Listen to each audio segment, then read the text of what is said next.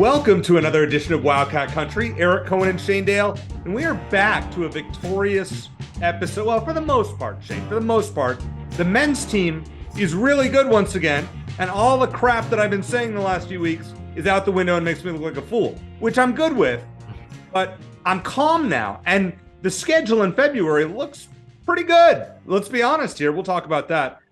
Your overall thoughts on the men's team, we'll start there. Shane, are they as good as they looked the last couple of weeks? Well, first of all, Eric, and for those who don't know, Eric is about to turn 40. And if you're listening to this on Wednesday, it will be Eric's 40th birthday. So a very happy 40th to my co-host. And I'm glad a couple years ago you suggested let's restart this podcast. I'm thrilled we done it, and very happy to consider you a friend and hope you have a great week. I know you've already had some birthday festivities, and hopefully the Wildcats will allow you to continue to celebrate this week, which is a good segue into I am pleasantly surprised at how well they've played defensively at the last couple of weeks and against the Washington schools. You know, it was a struggle at Washington State, which I don't mind. And, any road win is a good win. I still firmly believe that. I have to remind myself of that sometimes. But, they avenged their only home loss. Kind of weird because Washington State only had lost 2 home games. Well, they only won one road game, which was the game at Arizona. So sometimes things don't make sense. But the game at Washington was outstanding, especially in the second half, the last 18 minutes or so. But yeah, it's interesting. We're going to talk to Casey Jacobson. You weren't able to be part of the interview. I actually, full disclosure, for the magic of editing, we're going to play the Casey Jacobson interview after this. I already had a chance to talk to Casey, and he had some really good insight into why he hates U of A. No, I'm just kidding. Stop. No. Into even though some folks on Twitter think that, but the thoughts on the team and the defensive improvement and what's going to take to beat Oregon. So pleasantly surprised at how not say easy. Neither game was easy, but they took care of business at the Washington schools. They come back and face a very tough Oregon team here this week, and I'm excited to dive into that with you. Now, before listening to the interview, did you ask him about the fact that Fox Sports is actually allowing the broadcasters to travel to game sites? He did touch on that, yeah, and I know that he mentioned a lot of fans are happy about that. So, I didn't press him on it because I feel like it. It's not up to him, and I don't want to put him in a bad spot with his employer. But no, it's great to actually be able to be in there and experience the a live event again, as opposed to being square in a whole. I will say this, Shane. I am going to rip the Pac-12 yet again in this first segment. So get ready. It's been a few weeks since I've said anything derogatory about the Pac-12, but we will get right into it at the end of Buy or Sell. But first, not to spoil it, but it is Buy or Sell, our weekly segment, which is brought to you by our friends at Ice Shaker. You can see Shane has his behind him. I have mine behind me, if I can find the right shoulder, if you're watching on the YouTube. And these guys are great. Go to iceshaker.com. Use promo code Wildcat Country, capital W, capital C, for $5 off. You can also go to fanatics.com, or you can also go to the event, the Toast and Taste event, later in February that Shane and I are emceeing, because very cool that Chris Gronkowski donated a few of the Ice Shakers for silent auction, Shane. There will be a couple of Ice Shakers available, as well as a couple of signed copies of this book by this author who's just not very good. By the way, I have both books are on this bookshelf behind me. Okay, you're hiding. I just have to. You move a shoulder here. Okay. I think it's here. Trust me, I promise. But both of our sponsors, Ice Shaker and GT Sports Cards, will have raffle items, and I'll awesome. Throw in a couple of signed books or signed copies of Rich Rod versus Graham, which is my second and hopefully final book on the Territorial Cup rivalry. And I am not cool enough to have anything like that. So I hope that you awesome accomplishment, obviously, for you to have done 2 books. I don't know how you did one. You can raffle off some gambling tips. You're on a roll right now, aren't you? I mean, I struggled a little bit on Tuesday night, but I was on a roll. But you can check that out also on YouTube. It's called The Early Edge in 5, and I'm on that just about every day. So there you go. All right, now let's get down to it. You don't want to hear about that. You want to hear about U of A stuff. So here we go. Number 1 in Buy or Sell. Shane, Arizona's second half against Washington was the best half they've played all season. Buy or sell?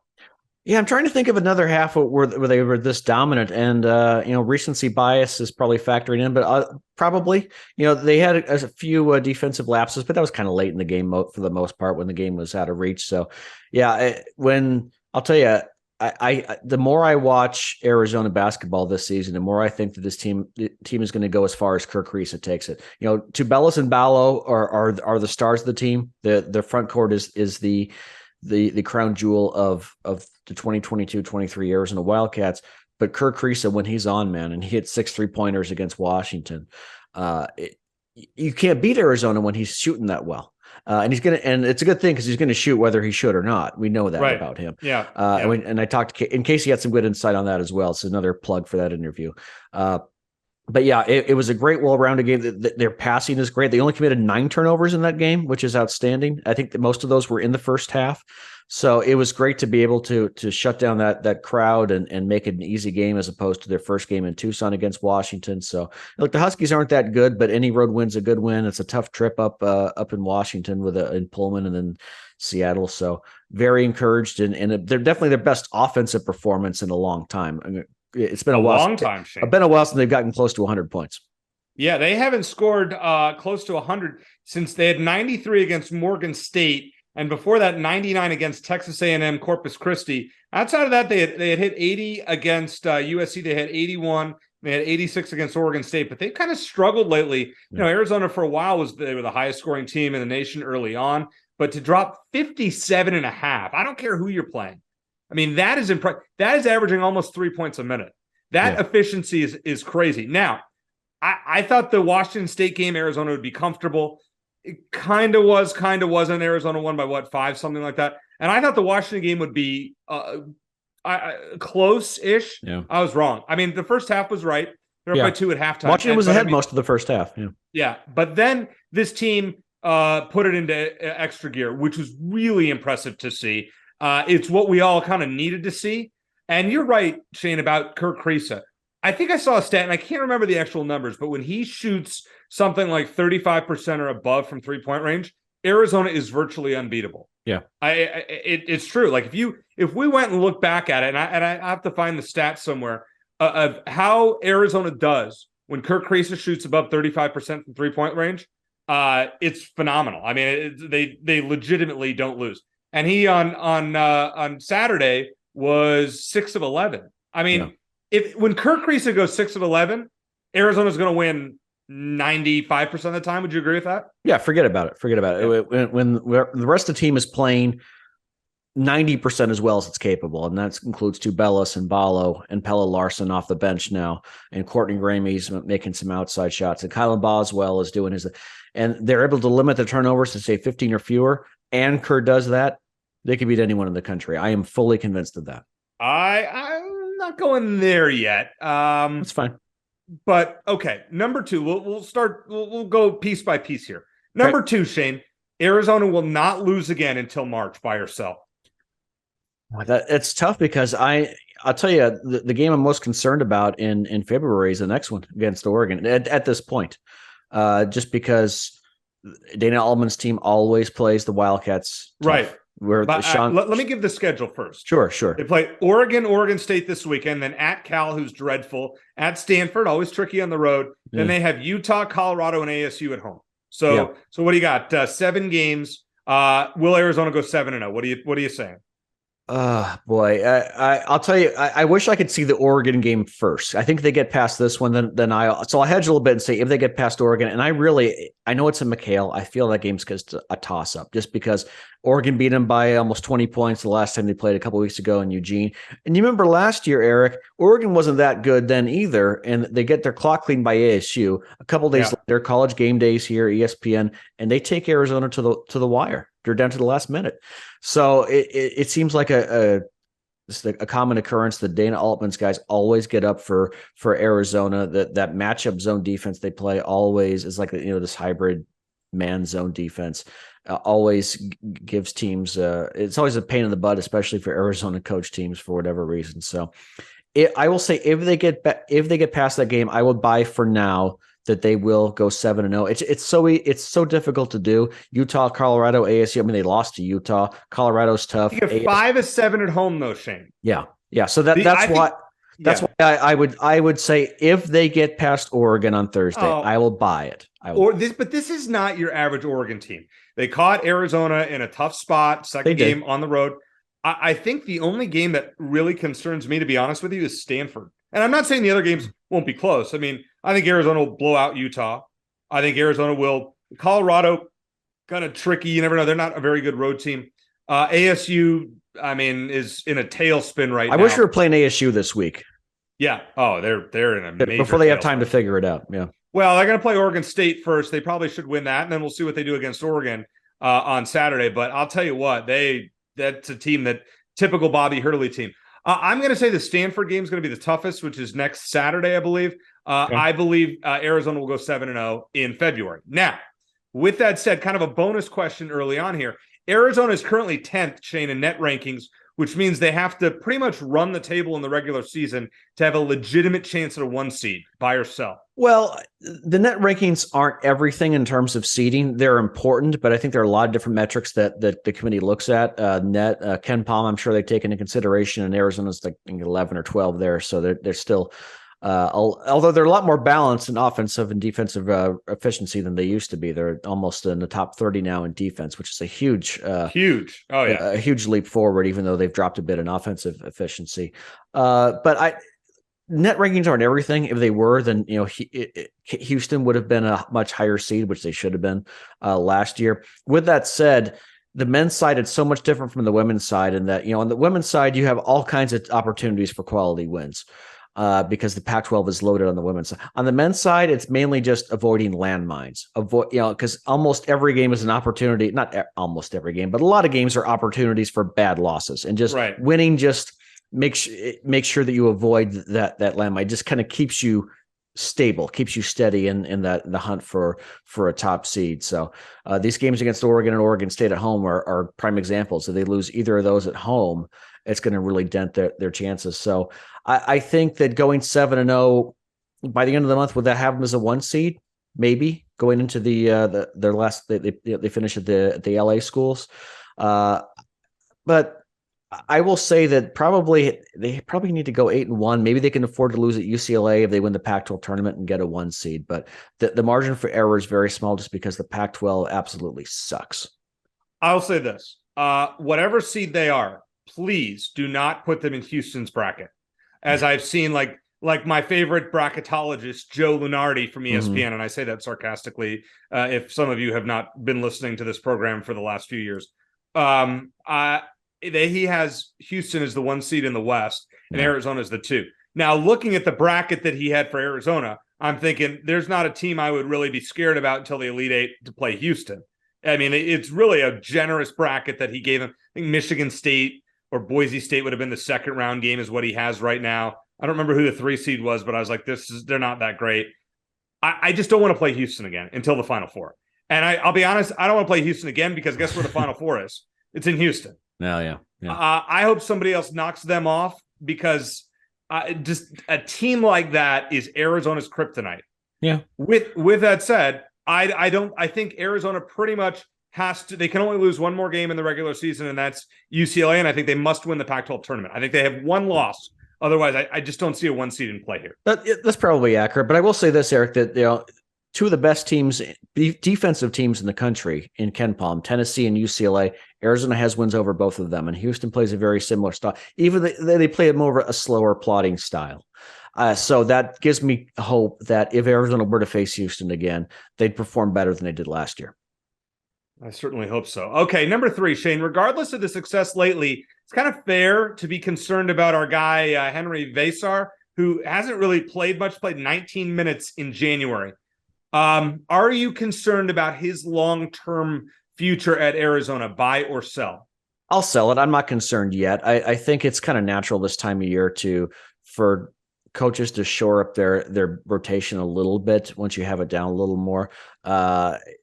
It would certainly be nice to see Vatar get some minutes here and there, but here's the thing. It hasn't been necessary. And I bet if you ask Tommy Lloyd, and you can choose whether you believe him or not, if you asked him about it, he'd just say, look, this is what's working for us right now, and we're going to keep going for it. It's not a reflection of Vatar. Obviously, it is to a certain extent because you'd like to see him get at least a few minutes per game, and maybe he'll wiggle his way back into the lineup. But, I think back to Umar Ballo at Gonzaga. He barely saw the floor his first year. Now look at him and look at what Tommy Lloyd can do with bigs and his staff can do with them. So no, I'm going to sell at this point that I'm concerned. Yes, I would like to see him factor in more. I thought that he would at this point, but based on what Tommy Lloyd's staff has been able to do with Christian Coloco and Omar Ballo, I'm not concerned yet about Henry Vatar. Here's the biggest concern that I have with Vatar, and what's why I'm going to slight by this one. Does he get annoyed and say, I'm out? I'm either transferring or I'm going back home and I'll go play overseas. I don't know. I don't think so. Yeah. I think this is more of a conversation next year, but there's a little doubt in my mind that Tommy's pretty much stopped playing him unless the game's a blowout. A little concerning. Just throwing that out there. All right, number 4, Shane, with a loss to Washington State on Sunday, which is pretty much inexcusable. As much as we love Adia Barnes, it's fair to say that Arizona's women's basketball team has performed under expectations this far this season. I'll buy that they performed under my expectations. And I think that I mentioned this a week or two ago. I think maybe they were a bit unreasonable, a little unfair, because I thought that with the returning talent Arizona had, plus the new players they added in the transfer portal and a great freshman class, I thought that they would be contenders again for the, maybe not Final Four contenders, but Sweet 16, maybe Elite 8, and finish second or third in the conference. That's all still possible. But I think this team is still a little ways off in terms of experience, especially with the younger players. And, Adia Barnes came on our show a couple of weeks ago and mentioned they only had 4 returning players. And they have a lot of new talent, a lot of new faces, a lot of younger players who I think will be great eventually, but it's going to take a little while. There aren't any immediate star freshmen on this team. So that loss was bad. It was a little baffling. It's a kind of a surprise, especially now that McHale is such a great home court advantage for the women now, almost as much as it is for the men, that they continue to struggle at home like they did. They struggled against Washington as well. They had to rally to win that game. Yeah, they did. That's right. Yeah. And then even before that against Oregon and Oregon State. Oregon's a tough team, but they found a way to win that one. Oregon State, they had to have a big rally late as well. So I'm put it this way, I'm a little disappointed in their home struggles, because I didn't think they'd struggle at home this much, and they could still improve by the end of the season. But I think I will buy that they have not met my expectations, but I'm also going to admit my expectations were probably a little too lofty for this team this quickly. All right, my expectations were that Arizona would host another regional on their home floor. Yeah. At 16-5, they are 6-4 in the conference with a tough slate of games, including at the Southern Cal schools. Now, USC also 6-4, so is UCLA. UCLA is still 14 in the country.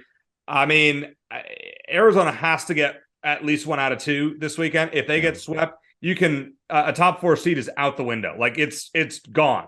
Because then don't forget Stanford is at home next weekend. Yeah, but like just real quick, like I said, on the women's side, at least you have those opportunities. So yes, they could still get a top 4 seed. You have to at least split this weekend, though. Absolutely, yes. They have to get back on track. Yeah. Yep. So I'm going to buy that. I am a little disappointed. I thought there's no doubt they're going to get a top 4 seed, and at this point, ESPN has them as a 6, and I could see them dropping even more so with this upcoming schedule.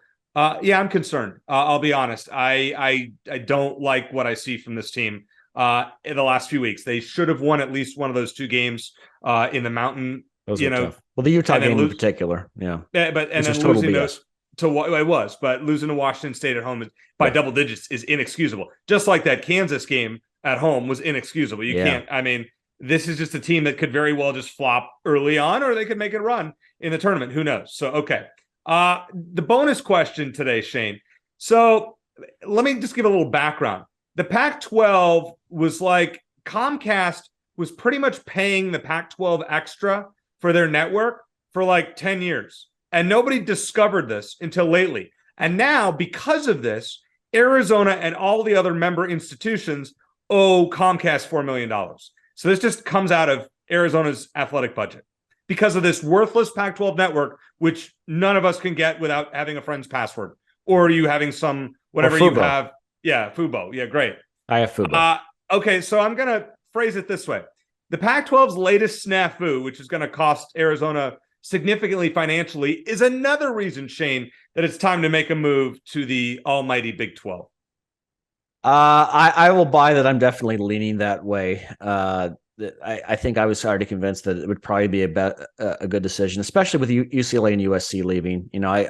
My biggest regret for that scenario is that we're not going to get Arizona versus UCLA twice a year, right. or possibly 3 times a year in men's basketball. So that's really disappointing. But yeah, it's obviously the Pac-12 has been mismanaged financially and otherwise for a long time. Is that George Kliavkoff's fault? No. But I think the question is he capable of turning it around? Is he have to be a magician to do so? And I don't really know the answer to that question. So the Big 12, I think they've done a good job reloading. Kansas and OU were on their way out, but they've done a good job reloading that conference with some quality teams for football and basketball. So I would lean at this point. I think it would be a good decision to move to the Big 12 if that's an opportunity in front of them.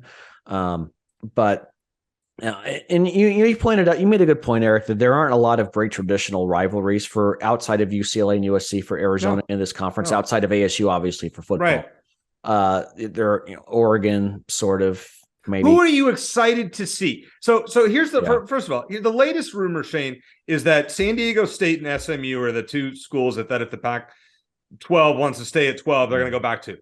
Like, I'm sorry, but that doesn't move the needle for me. Okay, cool. Like, we could go to that stadium where I had a miserable experience on September 3rd when it was 100 degrees. And I'm sure it's fine at night when it's cool. But, like, I'm sorry, San Diego State doesn't move the needle and be like, oh, I'm so excited. I can't wait to do a 4-hour round trip drive to Tucson. Like, honestly, I feel like I'm going to go to less games going forward because I don't care. There's not the intrigue of like, oh, wow, you have USC on your schedule this year. I got to go to that game. That's a must. Oregon's nice, but they're not going to be guaranteed to play them every year now. I mean, if they expand, right? Like, SMU doesn't move the needle for me. I'm sorry. Yeah, no, I agree with you on SMU. San Diego State's not bad, but SMU absolutely. But yeah, I agree with you in that it's assuming that Arizona football gets to where we want them to be in a couple of years down the road. Say they 8 or 9 win team. The difference between an 8 or 9 win season, which includes a win over a ranked USC or UCLA team versus beating another cupcake, could be the difference between in college football playoff rankings and getting to one of these top 12. Oh, I mean, I understand. I'm just saying that it's not going to move the needle as much. The Pac-12 already has a difficult time. Arizona already has a difficult time getting attention from voters because they play so late and they don't want to stay up that late. They're all, they're cranky and they need to go to bed early and they need to get up early, whatever. So that's going to make it even more challenging if there's not an opportunity to beat either one of those schools. So yeah, I think that the Big 12 is probably the way to go. I don't know all the logistics behind it. We need to talk to more people again who do. We'll try to get John Canzano or your guy, John Wall Street, on again to chat about that soon. But yeah, I think it is another reason that, yes, it's definitely prudent to explore other opportunities, as they might say in the corporate world. Last point here. The Big 12 just added this year Houston, who was, has always had a fairly decent football team, even though they smacked Arizona around twice when they played them in the last few years. They added Central Florida, who's been to major bowl games. They added Cincinnati, who was in the Final Four last year. And they added a big rival for Arizona, who would seriously sell tickets in either location, and that's BYU. Yeah. Yeah. And I'm like, if you look at Arizona, BYU in football, and forget basketball, because we know basketball, Kansas and Baylor, like McHale Center will be rocking. Well, Houston too for basketball right now. Right. Like, you're going to say UCLA who at that point? I mean, seriously. Yeah. But when you think about BYU, if you ask the casual fan, and you say BYU or Oregon, I don't think there's going to be a hell of a lot of difference, to be honest with you. Yeah. I mean, maybe I'm wrong. But that's my thought. Well, like I said, I remember when Arizona played BYU in Glendale, and it was a slight majority BYU fans. I mean, it's just because you have a slight majority, yeah. But I'm being general. Well, same thing with Boise State in the Fiesta Bowl. Well, look at the Vegas Bowl back in 2008. Yeah. Well, I wasn't there. Was it mostly BYU fans there? It was a good 50-50 because remember, Arizona hadn't made a bowl game in 10 years. Right, so it was exciting then. But yeah, I remember in Glendale it was probably a majority BYU fans because you have a lot of BYU alumni who live right in the valley. So yeah, it would make for a fun rivalry. They played BYU plenty of times over the years in football, and I wouldn't mind seeing them play in McHale as well. So yeah, and the more I think about it, the more I think Big 12 is probably the longer term solution. You're getting on board the train. Let's hope the train actually leaves the station at some point, because I'm sorry, I'm not down with this Pac-12, this garbage accounting, this garbage expansion. Officiate. Don't even get me started on that. Yeah. All right, let's talk to somebody who does love the conference. You had a chance to sit down with Casey Jacobson earlier. Let's hear what he has to say here on Wildcat Country.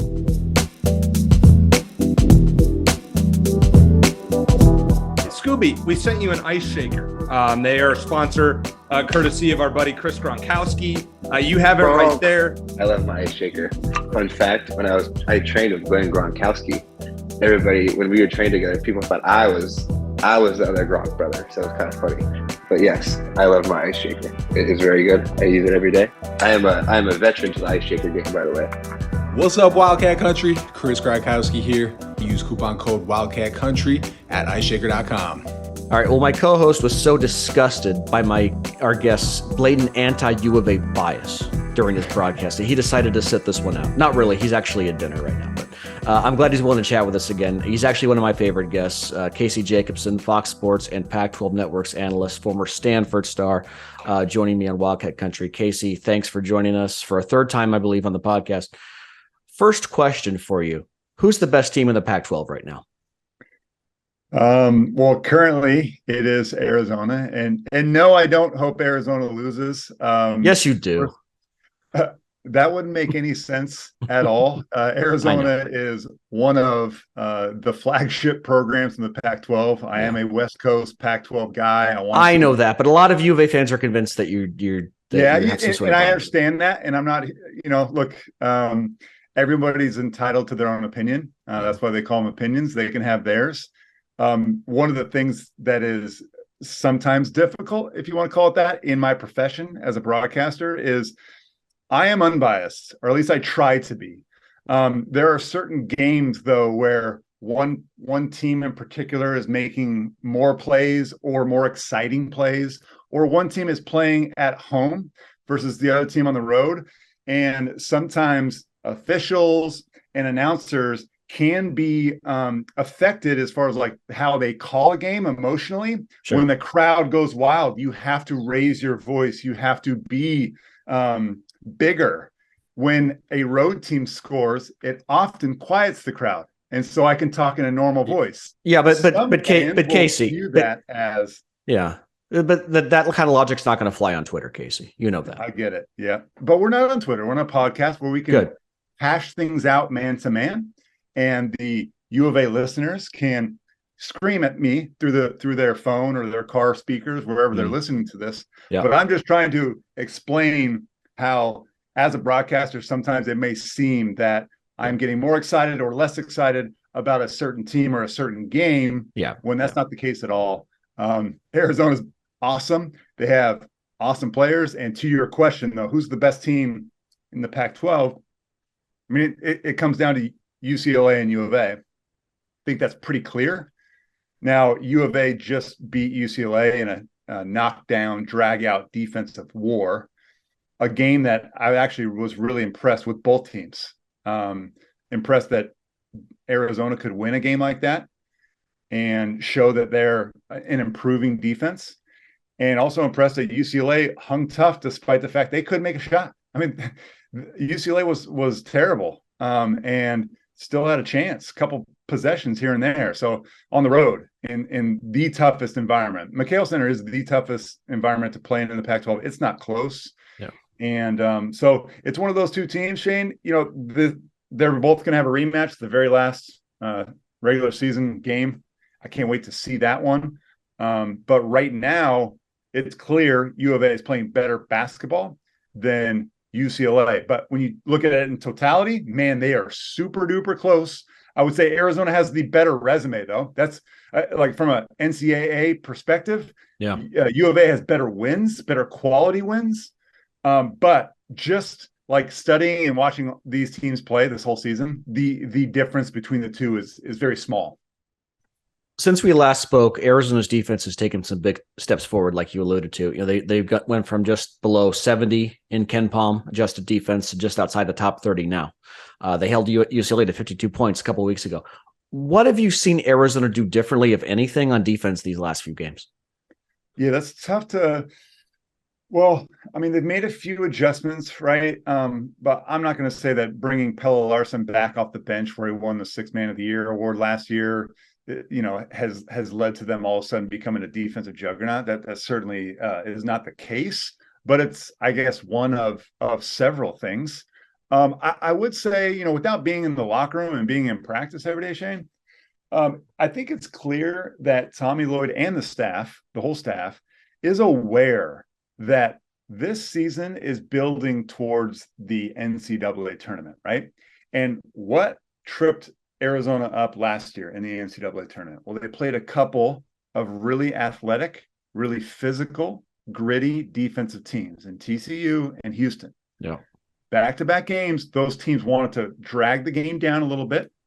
And they wanted it to be in the 60s. And look, Houston's really good. They made a Final Four in 2021. They made an Elite Eight last year. They're the only team in the country that can say both of those things the last 2 years. So look, it's not like it was an embarrassing loss to Houston, not by any stretch. But the point I'm trying to make is, I think Tommy Lloyd and the staff are having conversations about, all right, what do we have to do and kind of change our team's mentality? Because they were averaging, you remember last time I was on the podcast with you, they were averaging 90 points a game. I mean, I think Arizona was either number 1 or number 2 in points per game in the country. Yeah. What the biggest changes during that time is U of A has not really outscored people in the last several weeks. They're not just totally washing off, although they did drop 95 against Washington. They had that I think it was a 19-1 run. They hadn't been doing that. They hadn't been just trying to outscore people scoring 90 or even 85. They had been in, wars with Washington State and UCLA. And, so I think it's more of a mentality shift that the coaches are realizing, hey, we're going to need to prepare our team for the end of the year. And so Tubelis and Bala, we got to make sure that they're playing physical without fouling. Who are our best perimeter defenders? Is it Cedric Henderson? Is it Pelle Larsson? What can Courtney Ramey do? And I think they're trying to maybe take some of the focus off of, hey, we are this offensive juggernaut, and trying to flip it on its head, which is, ironic. It's maybe not ironic, but it's the same thing that Mick Cronin's been trying to do for a full year, right? Last year, UCLA was good defensively, but they weren't elite. This year, they are an elite group of defensive players. Now, on the flip side, UCLA struggles on offense sometimes, just like Arizona has struggled a few times on offense that they had before. You have to choose what kind of style or what kind of team you want to build, or what kind of things you want to improve on. It's almost impossible to improve in both offense and defense. It's almost impossible to emphasize both. And you've seen that over the last couple of weeks with Arizona. Yeah, and you see that even out in Ken Palm, where they're like number 14 or so in adjusted offense, whereas they were like number 1 a couple of weeks ago. So things are kind of balancing out. The more I watch this team, Casey, the more I think their Final Four and national championship hopes are going to live and die with Kirk Kriisa. He's the most fearless guy on the team. He's not afraid to take big shots, even maybe when he shouldn't. You noted last time how badly he tends to shoot in Arizona's losses. But when he's hot like he was at Washington, I feel like Arizona is unstoppable. And he's maybe the only guy on the team who I feel like would be willing to just take over in a big game if no one else is willing to step up to do it. What are your thoughts on that? Yeah, we've talked about this many times. I do enjoy talking Kirk Kriisa. He is wildly entertaining. I am a big fan of his. When I do a broadcast of U of A games, I try to make that very clear, but it's also important that I also be honest with about Kerr. He is a roller coaster ride. If there was a basketball player that embodied a roller coaster, it would be Kerr. Yeah. Super fun. Put your hands up in the air and yell loud. Oh, this is so much fun. I love it. And then, but when you go down, sometimes he gives you that pit in your stomach. Makes you sick sometimes when he'll doesn't always have the best self-awareness about, hey, I'm not having a good night and I'm surrounded by a bunch of studs at Arizona. Yep. So maybe I should dial myself back and throttle, the passing and the deferring up. He doesn't always do that great. However, in covering this team for the couple of years I've done, having conversations with Tommy Lloyd absolutely loves Kirk Kriisa. And not just like the personality and his three-point shooting. He actually loves the way that he runs the offense and how it just only Kerr his superpower is his passing and his ability to play up tempo. He is a master at that, and there are a lot of point guards who can't do that. And when Kerr's off the floor, you do notice that there is a seismic shift, downshift into the offense at times. At least I noticed it more last year than I do this year. But you mentioned, he's the X factor. In the last 2 years, Arizona, I'm sure you probably already know this, Shane, as you know everything about U of A, but Arizona's only lost 7 games total in the last 2 seasons with Tommy Lloyd. And in those 7 games, Kerr Kriisa is shooting 16% from 3. That is and in the wins, in the 50, I think it's like 53 wins or whatever it is. It's in the 50s. He's shooting like 38 or 39% from 3. That is the definition of an X factor. So when Kerr's going well, Arizona fans should have a huge smile and just breathe a sigh of relief. Like you're probably going to win. When he is not shooting poorly, it's that roller coaster, man. It's on the drop. You got that pit, and you're hoping, okay, either he stops shooting or he turns it around, or he'll learn and grow from those moments that he's had in the past. Yeah, it seems like Kerr is just going to be Kerr, and that's not going to change, and for better or worse. So, but yeah, no, he's been lights out, and if we see that Kerr in the tournament, you never know what might happen.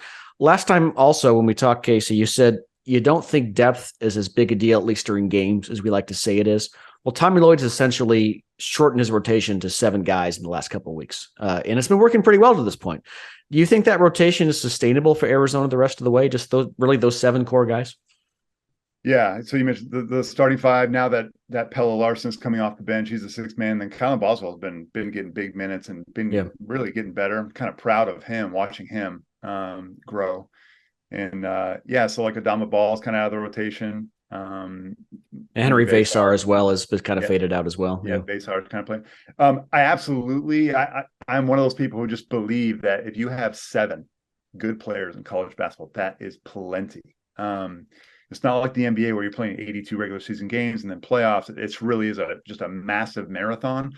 The college basketball season is much more of a sprint, especially now. I mean, we're in late January, early February. It is literally a sprint. These coaches aren't thinking about what we're doing in 2 months from now. They're thinking about, we got to tighten things up. We got to win a conference championship or get as high of a seed as we possibly can in the NCAA tournament, and we got to have a roster that is clear and concise and has an identity going into the NCAA tournament. That's what every coach in America is doing right now. Like for example, I cover all kinds of conferences due to my work with Fox. Right. And UConn is a team that's really spiraled. They were 14-0, number 2 in the country about 6 weeks ago.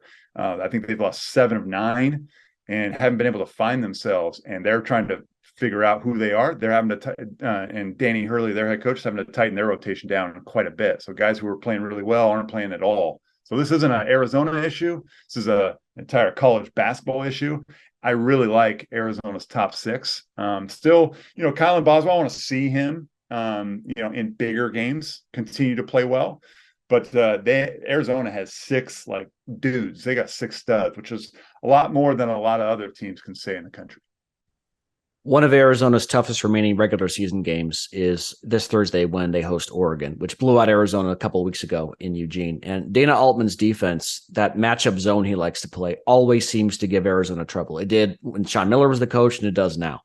As someone who's actually played the game at this level, can you explain why offenses have so much trouble against that style of defense? Yeah, I can. So it's a unique zone, first of all. Like normally, the most traditional zone you'll face in basketball is a 2-3 zone, or maybe a 3-2. Those are the 2 most, I guess, traditional ones. There are 2 other zones that flummox people. One is a 1-3-1, and the other is what Dana Altman runs, which is a hybrid zone/man, and it is a zone defense for sure, but it has more man-to-man principles than others. So it looks like a zone when you first play it, but you'll make an entry pass, let's say from the top of the key to the wing, for example, and you will cut through. And if there is nobody there to take to pass on, if I'm playing defense and there's nobody, no defensive teammate to pass along that player to, I have to go with him. So it no longer is a zone. And that those kind of rules if you can call them that. They're not even really rules. They're just kind of like it's more of an artistic way of playing zone. It can confuse teams. Why does it confuse them? Well, what do? Do you run your zone or your man? If you run your man stuff, they're going to switch basically everything. And so you'll run a man play and no one's open. And then so you'll run a zone play, but sometimes they go with you. And so therein lies the, what are we supposed to run? And what is most effective against this? You combine that with the fact that Oregon usually has really good athletes. And Folly Dante is a good rim protecting big. So even if you somehow squeeze through, you're going to have to deal with that monster tree in the middle. So this Oregon team, though, has not been super connected. This defense has not been great. It's like, ranked 75th in the country. And, in Dane Altman's best years, when he had Peyton Pritchard and even before that with, Tyler Dorsey and Dylan Brooks and them, they had really, really long athletes who were way more connected in playing defense. So, I wouldn't be too worried. Although I know that that Oregon already beat Arizona this year and beat them handedly. But Tommy Lloyd's going to be pouring through the film. And if I was a player of U of A, I'd be going through that tape as well. Like when a team as good as Arizona gets beat like that, Shane, I remember, at Stanford, we didn't have too many losses where we got handled. But if we did, I made sure to watch that film. Like, what happened here? Like, this is such an anomaly. What happened? And so I wouldn't be surprised if I know the coaches are doing it. I wouldn't be surprised if a lot of the players for U of A are thinking, why did I struggle so much against the Ducks? And they'll be ready next time out. So you think you like Arizona to win that game? I do. I like Arizona to make a statement in that game. And I trust. So why is that? There's two things. I know they're playing on the road. I get it. That game's in McHale. This one's at McHale. They got their butt kicked in. Well, I remember last year, Casey, on national TV, Oregon wasn't. I don't think they were ranked then either, and they took Arizona to the wire a couple days after they lost to ASU by like 30 points. Yeah. So a couple teams have taken Arizona to the wire this year, and that's okay. So, and a couple teams have beaten Arizona and probably shouldn't have, including Oregon, including Washington State. So it's not to say that they're gonna blow them out, but so I pick them for two reasons. One, it's at home, and two, I always favor the more talented team in a rematch when they got humbled. You see this all the time in football. I know there's a lot of people, listen to this podcast who follow college football and pro football.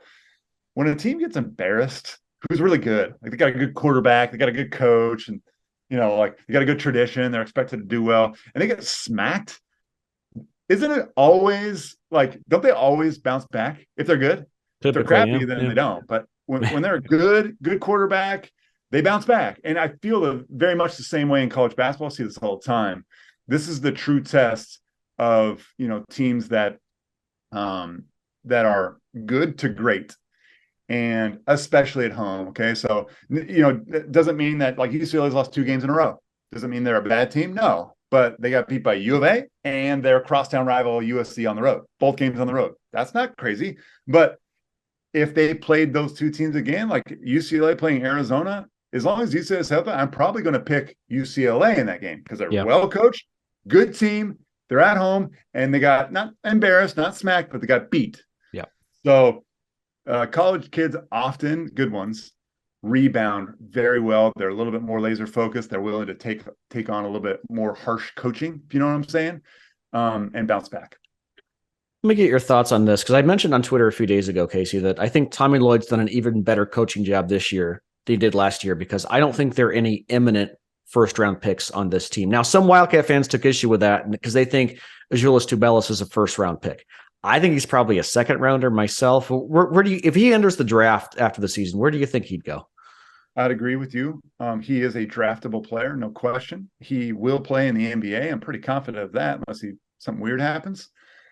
But first-round picks are usually reserved for guys who are more prototypical NBA players, if you know what I mean. So, what position does Azuolas Tubelis play? He is a small forward.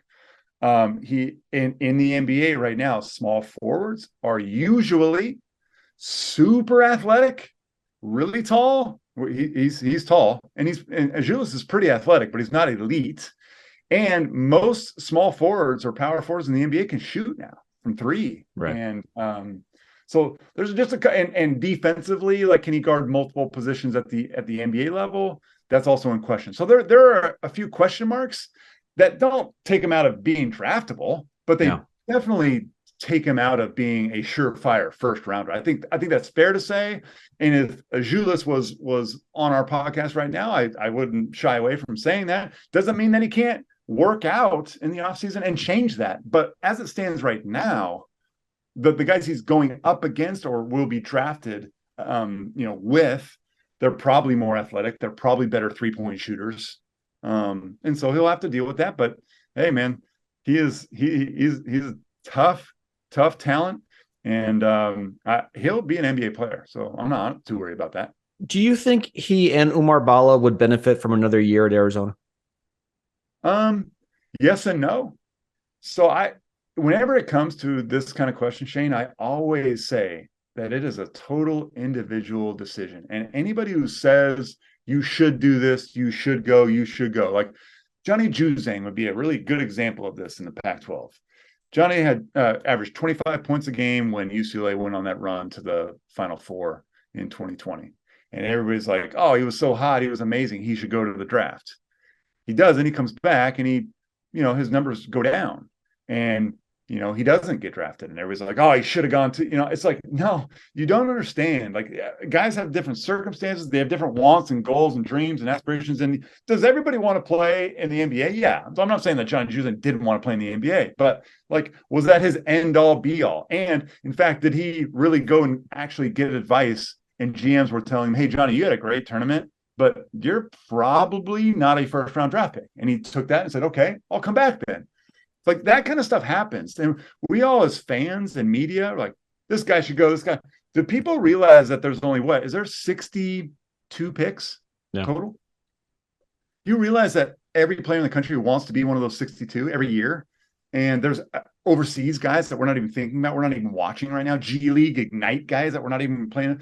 It's hard. It's hard to be one of those first rounders. So to your question, is Oumar Balla and Tubelis, would they benefit from another year of college basketball? To that, I would say every kid in America, if they like college, would absolutely benefit from another year of college basketball. I love my college experience. I played 4 years in the NBA and another 8 in Europe, and I got paid money to play. That was cool. But I'll tell you what, dude, the basketball experience and kind of just being a college kid, it doesn't compare. Playing at, U of A and being ranked in the top 10 in the country, playing in front of the McHale Center, it's legit, man. That's like, that experience is worth something. And it might be worth something different to you than it is to me, but it is absolutely valuable. So the question just comes up to what does Oumar Balla and Azuolas Tubelis really want? What do they value? And to that, they should make the best decision for themselves. All right, last question for you, Casey. And again, we really appreciate your time. There's a long way to go, but as of this moment, Arizona is at least in contention for a number 1 seed in the NCAA tournament. Put yourself in Arizona's shoes. Would you rather, let's play a game of would you rather. Would you rather be a 1 seed but not be placed in the West region like they were last year and had to go and face Houston and Texas? Or would you rather be a lower seed but get to play in the West region and presumably in front of more of your fans?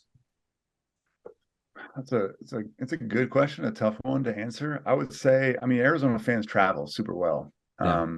I understand that, like, the closer you are to Arizona, the more Arizona fans are going to travel. So I understand the question. I would just say that the NCAA tournament is so much more about like matchups than it is about fans traveling. Yeah, fans traveling is a part. There's no question. I'm not saying it doesn't matter, but that is a very small part of the equation. It's more about matchups. And to that, I would say I'd rather be the 1 seed, man. And this is coming from a person, Shane, I think my 3 years at Stanford, I played my first 2 years, we were a 1 seed. One time we were 1 seed in the South region, and the other time we were a 1 seed in the West region. Neither time did we advance to the Final Four. We did get to the Elite Eight. We lost to Maryland, Juan Dixon, Steve Blake, all those guys in 2001. But I didn't look back and look at the tournament and say, oh, I wish we would have been a 2 seed. We would have had a much better way. It doesn't. Arizona was a 2 seed that year and got to the national championship game against Duke, if I remember right. I don't remember what region. And again, So like, hey, a one or so here's let's wrap this up, right? By saying, who the freak cares? A 1 seed or a 2 seed means that you took care of business, man. It means you took care of business in the regular season. You had a couple of losses here and there, but in this college basketball season, there is no 38-0 team. There's no Kentucky from 2015 entering Final Four undefeated. That team didn't even win a national championship, by the way. There is no Baylor or Gonzaga from 2020, 2021. This year, people are going to take some nicks and bruises and cuts. And, maybe Purdue finishes the year number one, or maybe it's Houston towards the end because they play in a weaker conference. Look, man, a 1 or a 2 seed, you're going to have the most control over your season until it gets the Elite Eight. And then maybe in the Elite Eight, if you're a 2 seed, you would face a 1. But up until then, hey, it's all on you. You will be playing teams that you should beat. They'll be good teams, but we will be playing teams that you can beat. And so once you start to get into the 3 and the 4, that's where it gets tricky. You get a 1 or a 2, hey, that's all good. And just take care of business from there. And what's crazy is that 2001 Arizona team was the last Arizona team to go to the Final Four. So 22 years in counting, maybe that streak will end this year. Casey, what's the next set of games you're calling? Where can we find you? I am calling the UCLA Washington game at Pauley Pavilion. I will be on site too, by the way. I know there's excellent some news reports and articles about us being whether we call games from LA studios or whether we're there. So I will be at UCLA Pauley Pavilion on Thursday, and then they're playing against UW. And then UW then will play USC at the Galen Center, and I will also be there for that one for Fox Sports 1. So I'm gonna stay in LA, but I'm gonna be in the venue. So I'm looking forward to it. Fantastic. All right, Casey, we appreciate your time very much. Hopefully you're willing to join us again soon. Appreciate the insight very much. We'll have you on again soon if you're willing. It was fun, Shane. Thanks.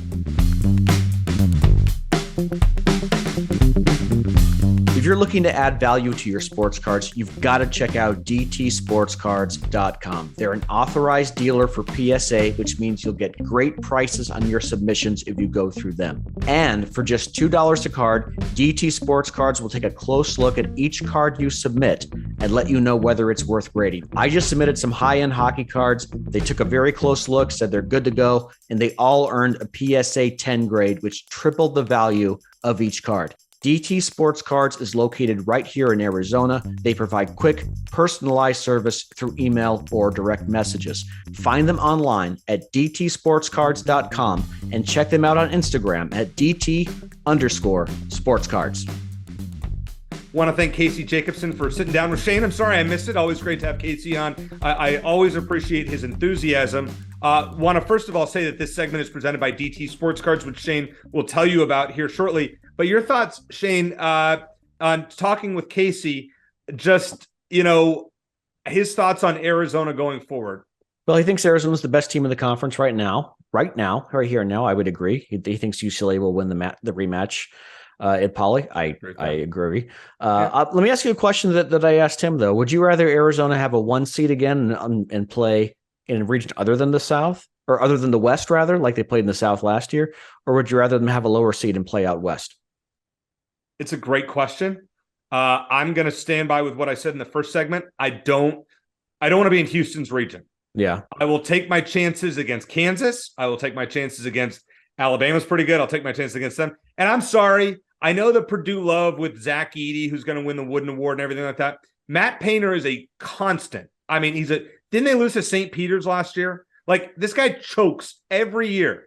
If you pick Purdue to win anything in your March Madness pool, good luck, because they every stinking year. So you know what? Put me in Purdue's bracket wherever they are. I'm fine with that. Honestly, I'd rather be a 1 as long as it's away from Houston. The only prediction I'm going to make for the tournament at this point, Eric, is that either Gonzaga and or Xavier will be in Arizona's bracket, because the committee loves to do stuff Xavier like that. For sure. And by the way, if Arizona's a 2 and Gonzaga's a 3, they'll both be out West. By the way, the story today, and we're recording on Tuesday night, is that Xavier lost a player who was like a key rotation piece. Poor Sean Miller loses Brandon Ashley in 2013 and now loses this guy. Sean Miller can't catch a break here. Xavier's not going to the Final Four either way, but still, they're a fun team. Sean's done a great job there. That's a great question, though, Shane. It really is. Shane, before we move along here, DT Sports Cards, tell us about them. So DT Sports Cards done a great job helping me submit cards for grading to PSA. I'm a big sports card collector. I've gotten into it a lot the last couple of years, as a lot of people did during the pandemic, finding old sports cards, and I bought a lot of new ones since then. So if you're looking to grade your sports cards, get some added value to them, send them to DT Sports Cards. They will take a look at your cards, tell you whether they're worth sending in or not. Save your money. Don't send them in. It's not going to grade well. Or yes, definitely send this one in because it has a chance to grade well, even though they never guarantee everything. Sports grading is very subjective, but I've got some great cards coming back here. I got a Connor McDavid, Patrick Kane, Young Guns, PSA 10, definitely increased the value of those. And David DT Sports Cards took a look at those, told me they're good to go. I would not have sent them in if he didn't tell me that. So very thankful for that. And he's going to have a card giveaway. A U of A card giveaway at the Toast and Taste event. So TT Sports Cards has a giveaway, as does Ice Shaker. So we appreciate both of our sponsors there. And I will be at the next Chandler Gilbert Card Show on February 25th. I'll give you more details on that as we get closer. DT Sports Cards will be there. If you want to drop off your cards for submission, they will do that on the spot for you. And you can hear, once again, Shane and I MC the East Valley chapter's Toast and Taste event on Friday, February 17th at the Phoenix Airport Marriott. Go to Arizona or to alumni.arizona.edu/events to buy tickets. And it's going to be a great event. We're really looking forward to talking to Rocky LaRose about her distinguished career at Arizona for decades. So it'll be a fun event, and hopefully we'll see at least a few of you out there. And money goes for a good cause. Obviously, it's to raise for scholarships for kids to go to U of A. All right, Shane. The last thing that we're going to talk about in this show, Arizona has 4 crucial games this weekend. The men are at home against Oregon and Oregon State. The women are on the road at UCLA and USC. Give me the record that you think our teams will have this weekend. I'm going to say 3-1, and that's kind of optimistic because I really think, and Casey almost talked me out of it because he thinks Arizona is going to play much better against Oregon and win that game at McHale. I think this is a toss-up game. I really do, and I. So who are you picking? Are you picking? I'm leaning toward Arizona just because it's at home, and I agree with Casey that Arizona's playing a lot better, and I'm sure they've circled this game on their calendar, but it's going to be a big pain in the butt. I think it's going to be similar to last year, and they'll beat Oregon State after that. So I'm not concerned about that game. The women, on the other hand, I think I'm again going to be optimistic and say the women get a split. I think they lose to UCLA, which just lost a tough game to a very good Utah team. But I think they're going to beat USC. I think they'll find a way to get a split. I think they get a chip on their shoulder after losing at home to Washington State. I think they're better than that. So I will optimistically predict that the men and women will combine to go 3-1 this week. And normally I'm the optimistic one who thinks I think they're going to go 2-2. I think the men are going to sweep, and I think the women are going to get swept. And I hope I'm wrong. I hope that's the more likely scenario.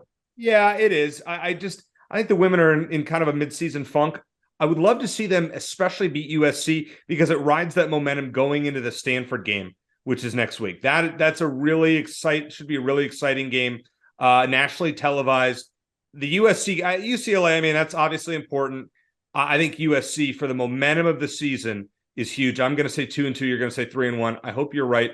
I hope I'm wrong about the women's team this week. But I think the men's team, I don't think Oregon is going to be all that close. I think Arizona wins the game by 8-10, somewhere in that ballpark. I'm not really concerned about it. In Oregon State, as much as I love Wayne Tinkle, that game's not going to be close.